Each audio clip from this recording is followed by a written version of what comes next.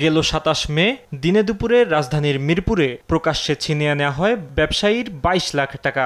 সেদিন Mahmud foreign exchange সেন্টারের নির্বাহী পরিচালক রাসেল মিয়া ও অফিস সহকারী জাহিদুল হককে থামান ছিনতাইকারীরা। ফাঁকা গুলি ও ধারালো অস্ত্র দিয়ে আঘাত করে আতঙ্ক সৃষ্টি করে। এরপর জনসম্মুখেই ছিনিয়ে নেওয়া হয় টাকার ব্যাগ। এ ঘটনায় মিরপুর মডেল থানায় মামলা হলে তদন্তে নামে মহানগর গোয়েন্দা পুলিশ। ছিনতাই চক্রের ৬ সদস্যকে গ্রেপ্তার করতে সক্ষম হন তারা। ডিবির একাধিক টিম একই সাথে ঢাকা, বরিশাল, পটুয়াখালী, ময়মনসিংহ ও যশোর জেলার বিভিন্ন স্থানে অভিযান পরিচালনা করে ডাকাতির সাথে সরাসরি জড়িত মোট ৬ জনকে গ্রেপ্তার করতে সক্ষম হয়। পুলিশ জানায়, ব্যবসায়ীকে পরিকল্পিতভাবে অনুসরণ করে চক্রটি এরপর মোটরসাইকেলে এসে অস্ত্রের মুখে ছিনিয়ে নেয় টাকার ব্যাগ।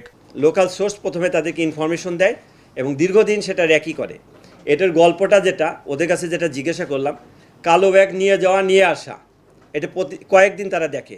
দেখার পর তারা দেখে কখন ব্যাগটা মোটা, কখন ব্যাগটা চিকন। এভাবে তারা তাদের যে ফেভারের একটা এনভায়রনমেন্ট, পরিবেশ, সেটা নিশ্চিত করে তারা কার্যক্রমটা করে। পুলিশ বলছে, জেলখানায় পরিচয়ের সূত্রে সংগঠিত হয় এই ডাকাতি ছিনতাই চক্রের সদস্যরা। চেষ্টা চলছে চক্রের বাকি সদস্যদের ধরার। ফাহিম ইউসুফ, দেশ টিভি, ঢাকা।